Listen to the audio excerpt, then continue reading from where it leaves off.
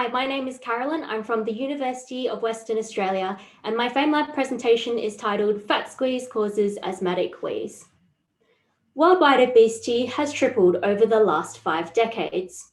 In Australia alone, 2 out of 3 of us are considered overweight or obese. This is putting a large strain on our global healthcare systems because of the many diseases that come hand in hand with obesity, such as asthma, which is a disease of the airways.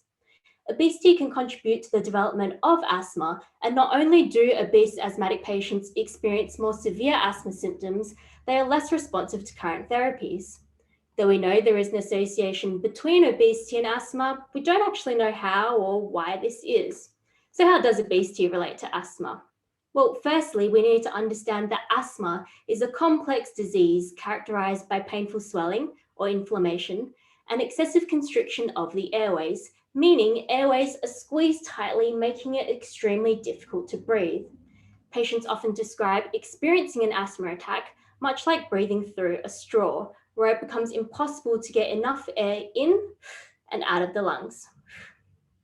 There are 2 proposed theories as to how excessive fat in obesity can worsen asthma.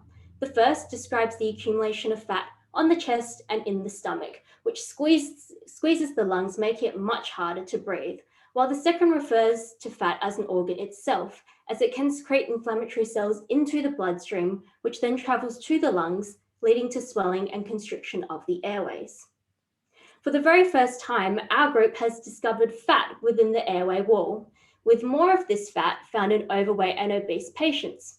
What this means is that if you are overweight or obese, you will have more of this airway fat, which could be penetrating into the airways, making it almost impossible to breathe. From this arises the burning question: does this airway fat have an effect on asthma development? Well, my PhD research focuses on determining whether the accumulation of this fat in obese subjects is choking the airways, or whether this airway fat is directly inflaming the airways, resulting in airway squeeze.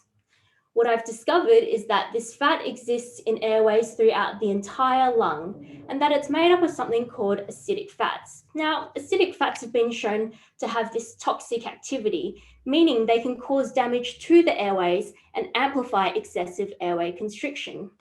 Interestingly, I found that the greater the accumulation of this fat, the more severe the inflammation becomes, and this can lead to swelling of the airways and reduced airflow, which is seen in patients with asthma. Discovering the role of airway fat will help us better understand how to effectively treat obese asthmatic patients. By fighting the fat squeeze, we can improve asthmatic wheeze.